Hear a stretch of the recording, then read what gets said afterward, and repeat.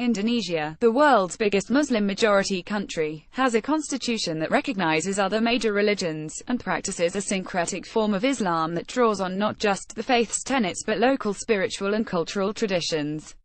As a result, the nation has long been a voice of, and for, moderation in the Islamic world. Yet Indonesia is not without its radical elements. Though most are on the fringe, they can add up to a significant number given Indonesia's 260 million population. In the early 2000s, the country was terrorized by Jemaah Islamiyah, a homegrown extremist organization allied with Al-Qaeda. JI's deadliest attack was the 2002 Bali bombing that killed 202 people.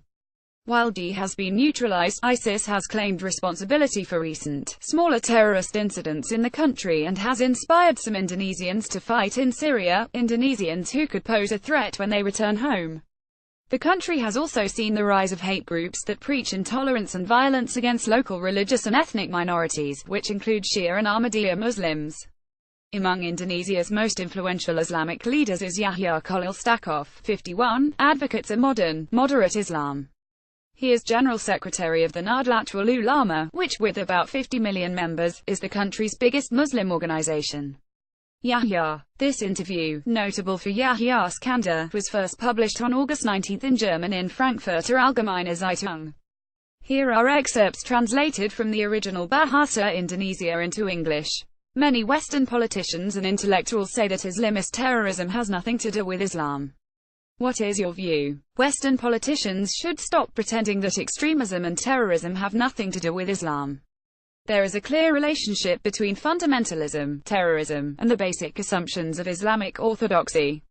So long as we lack consensus regarding this matter, we cannot gain victory over fundamentalist violence within Islam. Radical Islamic movements are nothing new. They've appeared again and again throughout our own history in Indonesia. The West must stop ascribing any and all discussion of these issues to Islamophobia. Or do people want to accuse me, an Islamic scholar, of being an Islamophobe too? What basic assumptions within traditional Islam are problematic? The relationship between Muslims and non-Muslims, the relationship of Muslims with the state, and Muslims' relationship to the prevailing legal system wherever they live. Within the classical tradition, the relationship between Muslims and non-Muslims is assumed to be one of segregation and enmity.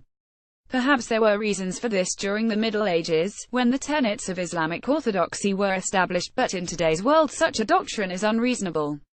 To the extent that Muslims adhere to this view of Islam, it renders them incapable of living harmoniously and peacefully within the multicultural, multi-religious societies of the 21st century. A Western politician would likely be accused of racism for saying what you just said. I'm not saying that Islam is the only factor causing Muslim minorities in the West to lead a segregated existence, often isolated from society as a whole. There may be other factors on the part of the host nations, such as racism, which exists everywhere in the world.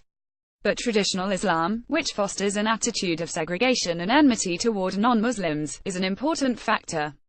And Muslims and the state. Within the Islamic tradition, the state is a single, universal entity that unites all Muslims under the rule of one man who leads them in opposition to, and conflict with, the non-Muslim world. So the call by radicals to establish a caliphate, including by ISIS, is not un-Islamic. No, it is not. ISIS's goal of establishing a global caliphate stands squarely within the Orthodox Islamic tradition. But we live in a world of nation-states. Any attempt to create a unified Islamic state in the 21st century can only lead to chaos and violence. Many Muslims assume there is an established and immutable set of Islamic laws, which are often described as Sharia. This assumption is in line with Islamic tradition, but it of course leads to serious conflict with a legal system that exists in secular nation-states. Any fundamentalist view of Islam positing the traditional norms of Islamic jurisprudence as absolute should be rejected out of hand as false. State laws should have precedence. How can that be accomplished?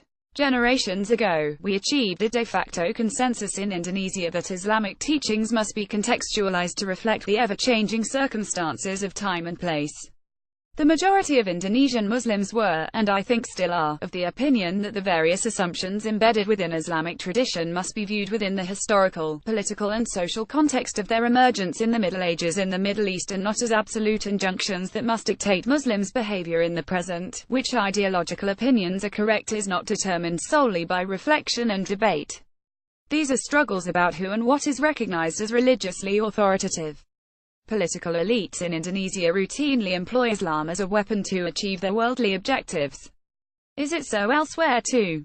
Too many Muslims view civilization, and the peaceful coexistence of people of different faiths, as something they must combat. Many Europeans can sense this attitude among Muslims. There's a growing dissatisfaction in the West with respect to Muslim minorities, a growing fear of Islam. In this sense, some Western friends of mine are Islamophobic. They're afraid of Islam. To be honest, I understand their fear. The West cannot force Muslims to adopt a moderate interpretation of Islam. But Western politicians should stop telling us that fundamentalism and violence have nothing to do with traditional Islam. That is simply wrong. They don't want to foster division in their societies between Muslims and non-Muslims, nor contribute to intolerance against Muslims. I share this desire. That's a primary reason I'm speaking so frankly.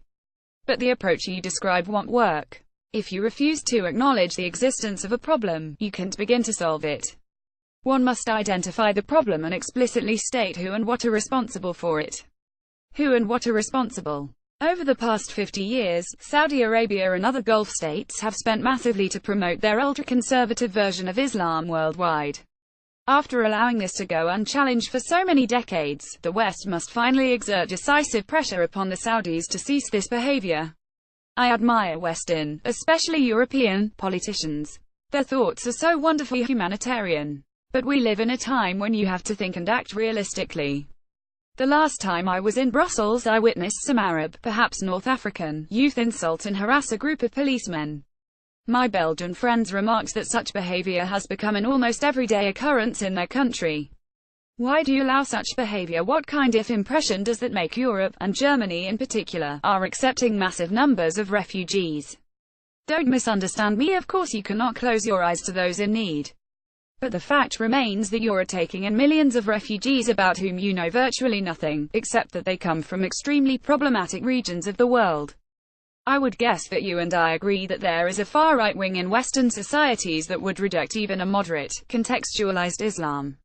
And there's an extreme left wing whose adherents reflexively denounce any and all talk about the connections between traditional Islam, fundamentalism and violence as de facto proof of Islamophobia. This must end. A problem that is not acknowledged cannot be solved. Marco Stahlhut is a Jakarta-based German academic and correspondent.